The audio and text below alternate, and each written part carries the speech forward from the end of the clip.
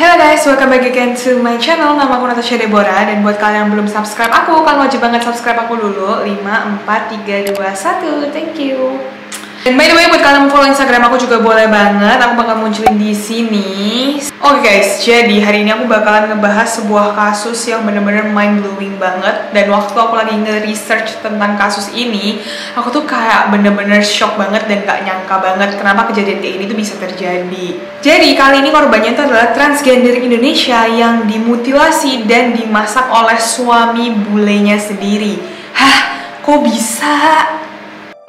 Jadi kita nggak usah lama-lama lagi, kita langsung masuk aja ke videonya. Pertama-tama aku bakalan ngebahas sedikit tentang background pelaku dulu ya. Jadi pelakunya ini bernama Marcus Peter Volk. Dan pada saat kejadian dia itu berusia 27 tahun. Semua kejadian ini tuh terjadi di tahun 2014. Marcus ini mengaku kalau misalnya dia itu memiliki sebuah kerjaan, yaitu menjadi koki di kapal pesiar atau di cruise. Dan FYI aja, Marcus ini tuh emang sering banget traveling karena kan dia itu kerjanya di kapal pesiar ya. Jadi dia itu pasti sering banget berhenti ke sana dan ke sini. Tapi guys, yang kalian harus tahu, ternyata pekerjaan Marcus itu bukan cuma menjadi koki aja guys. Ternyata dia itu jadi kayak semacam gigolo gitu, yang jadi dia itu dipiara sama tante-tante kaya. Jadi sebenarnya Marcus ini menghasilkan pendapatan yang cukup lumayan besar itu ya hasil dari dia dihidupin sama tante-tante kaya guys. So, Marcus ini memiliki seorang ibu yang bernama Dorothy. Ibunya ini waktu ditanya tentang Marcus, anaknya itu kayak gimana, dia itu selalu bilang anaknya dia itu baik, murah senyum. Terus si Marcus ini tuh suka banget sama binatang, kayak kucing, anjing. Dia ini sering banget membagikan foto-fotonya dia bersama dengan anjingnya dia ke akun sosial medianya dia. Ditambah lagi, Marcus ini ternyata juga sering banget nge-repost postingan orang-orang tentang anti kekerasan gitu loh guys. Jadi waktu kejadian ini terjadi, semua orang yang kenal sama Marcus itu juga shock banget gitu. Kok bisa ya Marcus itu ngebunuh dengan cara yang sekeji itu? Tapi ada salah satu temennya Marcus yang bilang kalau misalnya emosinya Marcus itu sama sekali nggak stabil. Jadi dia itu bisa di menit ini dia seneng banget dan di menit berikutnya dia itu bisa marah-marah. Jadi kayak emosinya itu suka naik turun seenak jidatnya dia aja.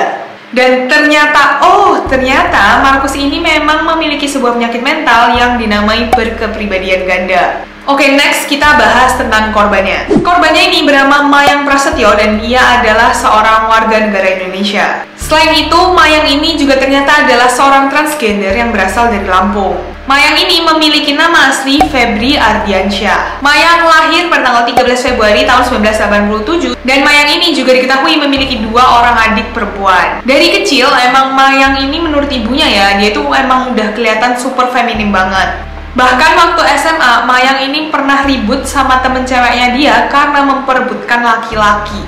Jadi mungkin yang jadi laki-lakinya itu ikutan bingung ya, kenapa kok aku diperebutkan sama wanita dan laki gitu. Tapi seiring dengan berjalannya waktu, Mayang ini udah makin dewasa juga dan dia itu pingin banget untuk merubah namanya menjadi lebih wanita. Makanya dia itu merubah namanya menjadi Mayang Prasetyo. Dari kecil, Mayang ini emang dibesarkan dan lahir dari keluarga yang tidak berkecukupan. Jadi Mayang ini mau gak mau karena dia itu anak paling besar, dia itu harus bekerja dan menjadi tulang punggung keluarga sampai dia itu berhasil menyekolahkan 2 adik perempuannya. Pada akhirnya di tahun 2009, Mayang ini meminta restu dari mamanya dia untuk menjadi wanita seutuhnya. Dan pada akhirnya mamanya ini setuju dan mendukung niat Mayang sampai Mayang ini berhasil operasi seluruh badannya. Kita masuk ke part yang seru, yaitu kisah cintanya Mayang sama Marcus. Mayang sama Marcus ini pertama kali bertemu ketika mereka berdua ini sama-sama kerja di cruise. Saat itu Mayang menjadi penari dan si Marcus ini menjadi koki. Tapi bukan penari striptease gitu ya guys. Jadi emang penari kalau misalnya di cruise tuh kayak ada hiburan-hiburannya kan. Jadi dia itu kayak ngedance yang kayak cantik-cantik gitu loh. Dan setelah mereka berdua ini berkenalan jauh lebih dalam lagi, mereka berdua ini ternyata memiliki satu pekerjaan yang sama, yaitu mereka sama-sama open BO. Dan lebih gilanya lagi, ternyata mereka berdua ini sama-sama open BO di sebuah klub transgender yang sama. Tapi klub transgender ini tuh emang klub high class gitu ya. Jadi tamu-tamunya itu emang tamu-tamu yang kaya-kaya. Akhirnya mereka berdua ini memutuskan untuk memulai hubungan mereka ke arah yang lebih serius sampai pada bulan Agustus tahun 2013 mereka ini memutuskan untuk menikah. Mereka berdua ini menikah di Copenhagen pada saat cruise itu memang lagi berhenti di sana. Jadi kayak sekalian gitu.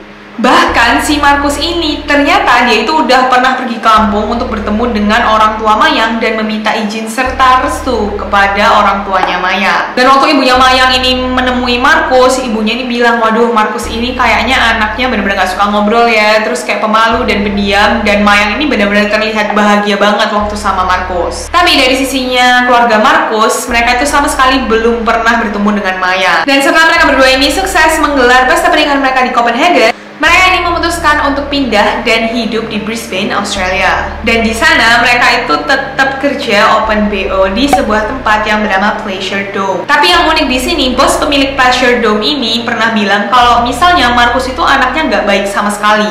Karena dia itu sering banget marah-marah, terus ternyata dia itu juga menggunakan obat-obatan terlarang. Pernah satu kali Markus itu datang ke Pleasure Dome dengan membawa sebuah pistol dan menodongkan pistol itu kepada staf-staf Pleasure Dome yang lainnya. Jadi sebenarnya di sini tuh udah ada red flag ya tentang Markus. Balik lagi ke sisinya Mayang, Mayang ini yang udah tinggal di Brisbane, Australia, dia itu udah mulai merasa bosan banget tinggal di Australia dan dia itu pingin banget balik ke Indonesia, tepatnya di Bali. Tapi sayangnya Mayang itu belum sama sekali bisa balik ke Indonesia karena sebelum dia bisa balik ke Indo, dia itu udah harus meninggal. Next, kita masuk ke pembunuhan Mayang.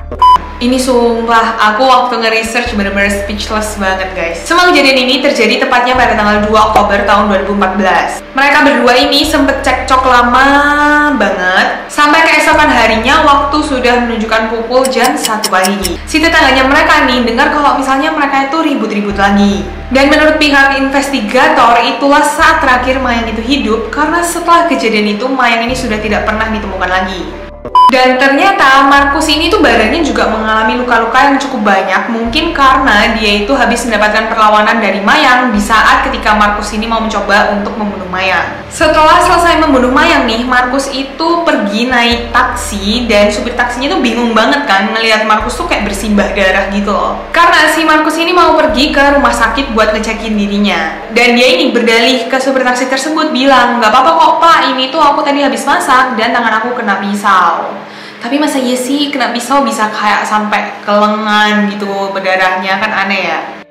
Nah di rumah sakit, Markus ini juga ditanyain sama perawat, kamu tuh sebenarnya kenapa sih? Dan Markus ini menjawab kalau misalnya dia itu sedang berusaha merebut pisau yang dipegang oleh pacarnya dia.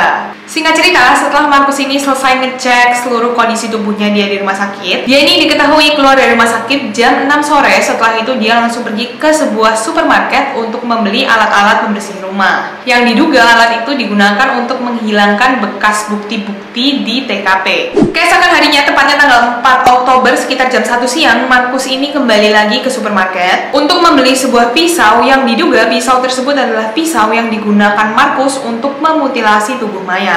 Dan ketika Markus ini sudah selesai menjalankan aksinya, yaitu memutilasi tubuh Mayang, dia ini langsung memasukkan potongan tubuh Mayang ke dalam satu plastik sampah yang gede banget. Tapi nggak lama setelah itu, Markus ini kayak berubah pikiran gitu loh, karena dia takut kalau misalnya potongan badan ini dia masukin ke dalam plastik sampah, itu gampang banget jadi busuk, terus kayak orang itu gampang tahu gitu kalau itu adalah mayat manusia. Akhirnya Markus ini memiliki sebuah ide, yaitu dia mau memasak tubuhnya Mayang. Aksi itu dijalankan oleh Markus, dia itu pertama-tama memasukkan bagian kaki Mayang dulu ke dalam sebuah panci yang gede banget, panci yang benar-benar gede banget kayak yang dia pakai di cruise waktu dia jadi koki. Dan setelah kakinya si Mayang ini matang, dia itu memutuskan untuk masukin kepalanya Mayang ke dalam panci tersebut. Dan di sini kalian harus tahu, karena Markus ini tuh tinggalnya di luar negeri dan juga dia tuh tinggalnya di sebuah apartemen, jadi mereka itu menggunakan kompornya itu kompor listrik, guys. Jadi bukan pakai kompor gas gitu. Dan sedangkan kompor listrik itu untuk memasak dia memakan waktu yang jauh lebih lama dibanding kalian masak pakai kompor gas. Terus listriknya itu juga otomatis dimakan lebih banyak dong. Dan di tengah-tengah Markus ini lagi memasak potongan tubuh Mayang, tiba-tiba listriknya dia itu nggak kuat dan mati. Mengetahui hal tersebut, akhirnya Markus ini memutuskan untuk lapor ke manajemen apartemen untuk teleponin dong tukang listriknya, nih listrik gua mati, tolong benerin dong. Gak lama setelah itu akhirnya tukang listriknya itu datang. Nah, waktu petugas listrik itu datang, mereka itu mencium bau-bau anyir darah gitu loh, dan langsung nanya ke Markus, ini tuh bau apa ya?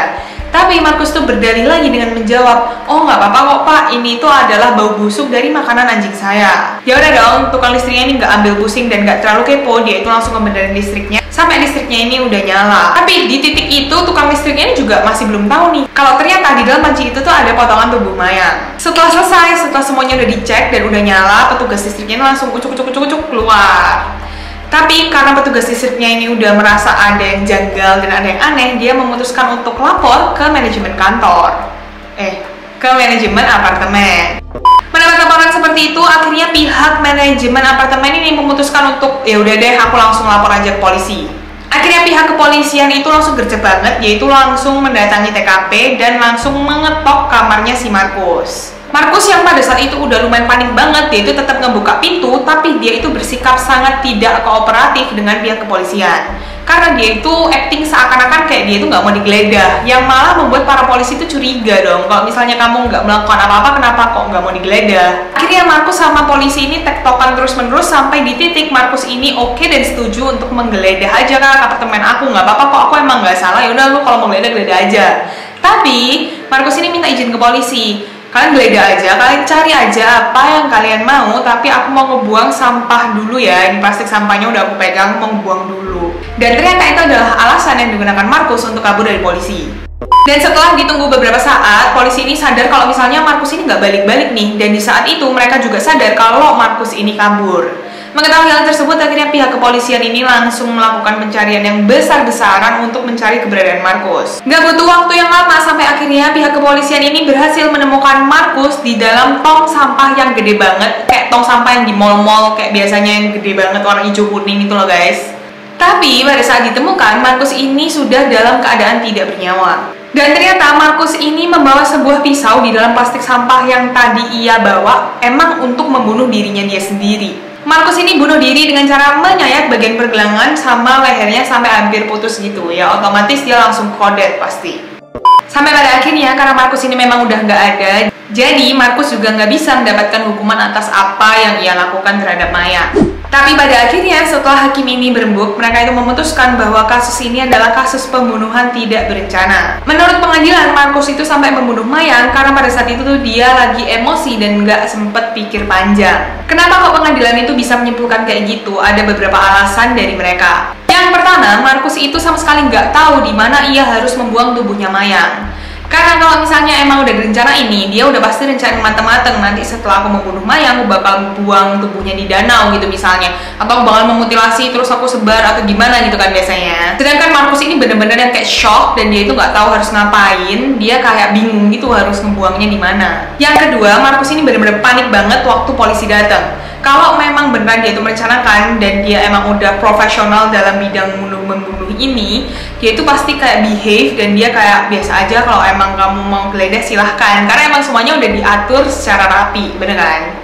Yang ketiga, Markus ini langsung tanpa pikir panjang, dia juga memutuskan untuk bunuh diri. Kalau emang udah direncanain, menurut kepolisian Markus ini udah pasti tahu dan menyiapkan semuanya dia harus kabur kemana. Keluarga Markus yang mengetahui hal ini itu benar-benar shock dan gak nyangka banget. Dan untuk keluarga Mayang waktu ditemui pihak kepolisian, mereka itu bilang bahwa mereka sudah memaafkan Markus karena mereka itu juga menyayangi Mayang dan Markus itu sebagai anak mereka sendiri.